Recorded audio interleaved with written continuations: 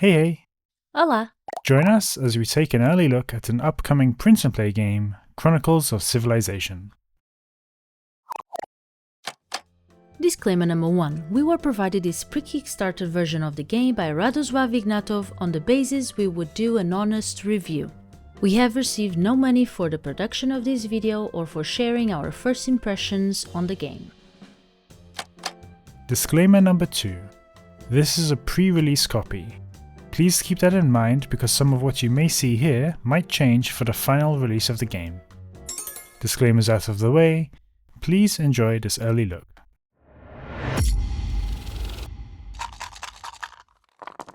Chronicles of Civilization is primarily a solo print-and-play game designed and published by Radosław Ignatów with art by Michał Teliga. There will be additional rules available to allow for 2 or 3 players, but we only have the solo rules that we'll be looking at today. This is a game coming to Kickstarter on the 25th of March 2025. It will be available at the following price ranges. Basic for €3, which will include 1 map and 1 scenario without any stretch goals. Core for €6, which is the same as Basic, but includes all stretch goals. And All In for €12, which consists of 3 maps, 3 scenarios, all stretch goals, and the multiplayer mode, which will allow for wars, allies, and trading to occur across 2 connected maps. Alongside the aforementioned pledge levels, there will also be extra add-ons available, such as 3D print files for the tokens. There will also be many stretch goals to unlock during the campaign's duration. Playtime takes between 45 to 120 minutes and requires 5 printed sheets, a deck of 12 action cards, and an assortment of meeples, markers, a 6-sided die, and a pen. The aim of the game is to manage and develop your civilization. You lose if you let your civilization starve, become unhappy, go bankrupt, or lose a war. The only way to win is by meeting one of the victory conditions before the end of the 15th round.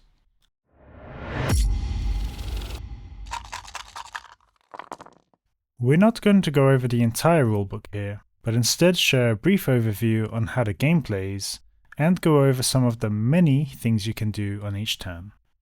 To start with, you need to set up the game, which needs the deck of 12 action cards and the following printed sheets: the map, the resource card, 2 development cards, and the chronicle card.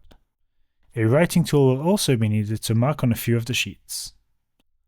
Alongside that, you will need the following components: 8 worker meeples, a population happiness marker, a population marker, 6 resource markers, a bonus action marker allowing you a free worker action in the domain selected on that turn, a relations marker, 3 player troops, 3 enemy troops, a 6-sided die which is used during battles, and 3 crisis markers. In the pre-release copy we were sent, we have 2 maps available. We will be focusing on map 1 for this video, but you can have a glimpse at the other map here. Now you can choose your starting position on the map, and once everything else is set up, you're ready to go. The goal in a solo game is to meet one of the victory conditions on the chosen chronicle card. In our case, that is one of the following: gain 6 victory points, build 2 cannons, or building a wonder. You will have 15 turns to try and achieve this. On each turn, you will choose an action card. These grant free resources and indicate one of the 3 rows you'll progress at the end of your turn. Use any number of your workers and resources within the map and development cards. Cover any costs. By default, you will have to pay 2 food for your population at the end of the turn, but if you choose to build an army or increase your population, then your costs also go up. Move the enemy troops if you're currently at war. And finally, at the very end of your turn, carry out the chronicle action, where you will resolve the event based on the previously chosen domain from the action card. Let's just focus on how you'll use the workers and resources for a bit, as this is where most of the time and decision making will be spent for each turn. You have complete freedom in how you approach the development of your civilization, and how you want to achieve victory. After you've chosen your action card at the start of your turn, you'll most likely concern yourself with 4 sheets: the resource card, the map, and the 2 development cards. The resource card is how you'll track various elements, from resources, worker actions, and the happiness of your civilization. On the map is where you can send any available workers to explore, gather resources, or build structures. Alternatively, workers can be spent upgrading or carrying out actions on the development cards. These cards are one of the most important parts of the game, as they represent your civilization's progress within different domains. Each domain can be upgraded, increasing the benefits from each of them or unlocking the requirements towards other domains and actions, allowing you to progress more in the game.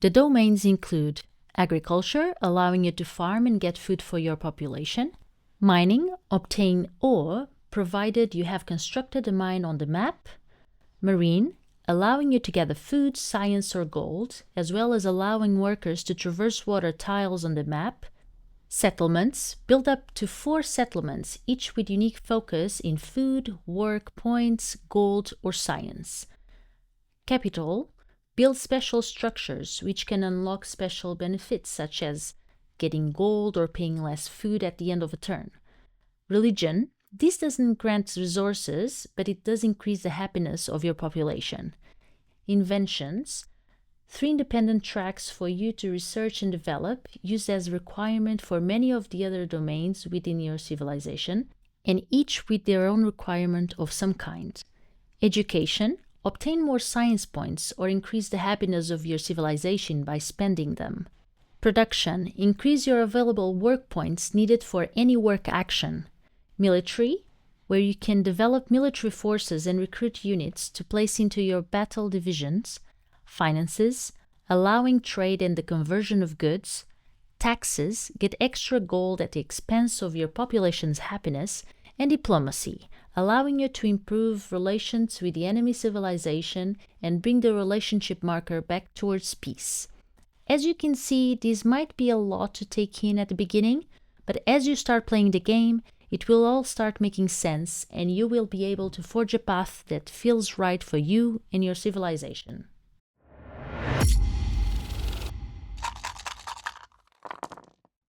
Wow, this was really an experience. An experience indeed. A very positive one, may I add. To clarify a bit where we're coming in on this is the most complex game I've played, not just as a print and play, but from board games in general. We have some heavier weight games in our collection, but for the most part I've avoided playing anything that's too long or complex so far. I was expecting it to be complex, but I didn't know what to expect beyond that, really. I won't lie, when I first started trying to learn this game, it was a bit daunting. I'm not used to this. I'm not used to such a complex game, and it took me for a bit of a surprise that a print and play could become just that. And I mean that in a very positive way. But yeah, initially it was a bit overwhelming, and it took a few attempts at looking at the rulebook. Thankfully, the designer also has a video explaining the rules and flow of the game. And that is what we ended up using to properly start the learning part, to get a better idea of what the game truly was and what we were actually looking at, because the game consists of 5 pages. 5 full pages of things to keep track of, things to do, etc. It's the following day that we started writing the script, and I'm still feeling the vibes from this game and the experience we had. Yes! Even while we were playing and we were checking the rulebook for answers for things we were not sure of, we would just turn to each other and say, "This game is so good." So, it's a solo game, and there will be rules to come allowing for 2 to 3 players to play. We decided to sit down together to learn and play our first game that you see here. In our gameplay, we kind of gravitated towards playing peacefully. We are peacemakers.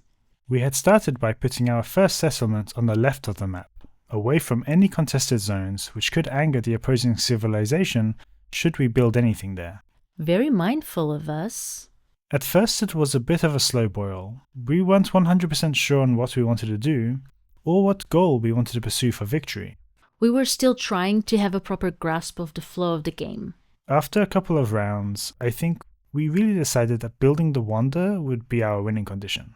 I like that we can decide in the beginning of the turn what we want to focus on or what can be achieved, because as we flip an action card, we need to decide between two domains, and we can make that decision based on what we need to face at the end of the turn on the event track in the Chronicle card. Sometimes it's an easy choice because either one of them gives you stuff or it punishes you by making you pay if you don't meet its requirements. Other times it's not so clear and you have to think of what would be better for you in the long run. After a few rounds, we ended up moving the relations marker towards a war breaking out. This gave us a bit of a panic, because we didn't have anything going on with the military.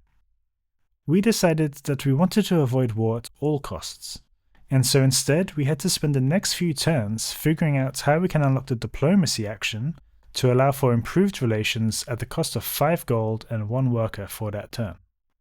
Here started to unfold the complexity of the game, but also what made it such an amazing experience. We were in a position where we desperately wanted to unlock this action in diplomacy, but to do so we had to first unlock the boundary, or requirement, of having the diplomacy developed to level 2. Yeah, like other flippin' rights, because essentially this print and play ends up being one, you have to unlock certain things to be able to activate others, and in this game that was really challenging, because sometimes it creates a chain of things you need to do, like we want A, but to do that we need to complete B, but in order to complete it, we need to have C unlocked, and we can only unlock it if we already have D. And maybe you cannot complete this in one turn, so you need to plan well to be able to achieve it in the least amount of turns, while avoiding penalties such as going to war, increasing hunger, becoming poorer, or increasing unhappiness, since these are the conditions to lose, along with not being able to achieve one of the 3 goals in less than 15 turns. Yeah, it becomes this web of tasks you want to carry out, while keeping balance with everything else going on. Now, keep in mind, we were able to avoid war, but we still had our main task of building a wonder if we wanted to win, and everything involved to achieve that. We also had to keep up with food costs so our population wouldn't go hungry. Which they almost did because we passed the threshold twice and the hunger crisis marker moved 2 spaces. Each turn really felt meaningful. Maybe not so much in the first few rounds of our first ever gameplay, because again we were trying to properly understand the flow of the game. But thinking about it after, which we have been doing a lot. We know the next time we pick it up, we're going to make every move count. Yes, you need to approach this game with a clear strategy from the beginning, I think. Honestly, we played this yesterday and it's still so fresh in my mind. Thinking about what actions we could have done differently, what I'd want to pursue in the next game. I think it perfectly distilled the feeling of video games like Civilization. Now, I can't make such a strong comparison to these games perhaps, because I have never played them long enough. But this really reminds me of the experiences I've had from the video games. Exploring a map, developing your civilization the way you want, monitoring various resources, trade, diplomacy, being on the brink of war. I, on the other hand, have never played them, so I have to take your word on it. I'm really amazed with how the designer was able to distill this down into a format that you can print yourself at home.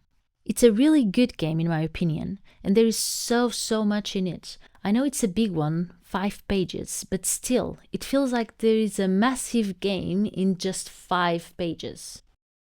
Now, we did make a few mistakes along the way. That's how we grow as people, that's how we grow as board gamers.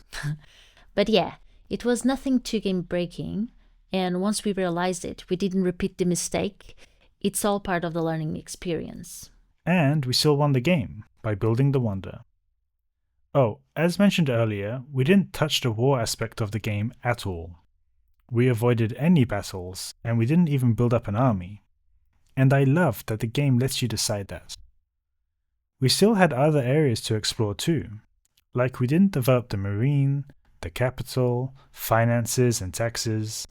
We didn't even build a farm until right near the end, when it became a requirement for one of the other things we needed. I really like how we approached it for our first gameplay. We clearly have many other tactics to explore and ways to navigate this game in future plays. And because we don't have the final game yet to play as 2 players, we are planning on playing it again solo but side by side to see what we can get out of our own individual strategies. So, that's been our first impressions of Chronicles of Civilization, a game you can print yourself at home and will be available to back on Kickstarter on the 25th of March 2025. We'll have a link for that in the description down below.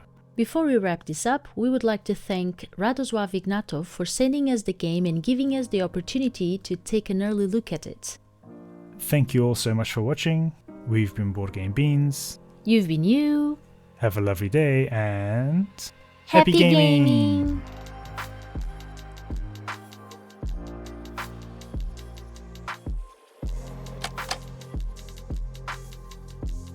Let's do some farming, mine some ore. Chronicles of Civilization. Chronicles of Civilization. Civilization. Yeah. And achieve world peace.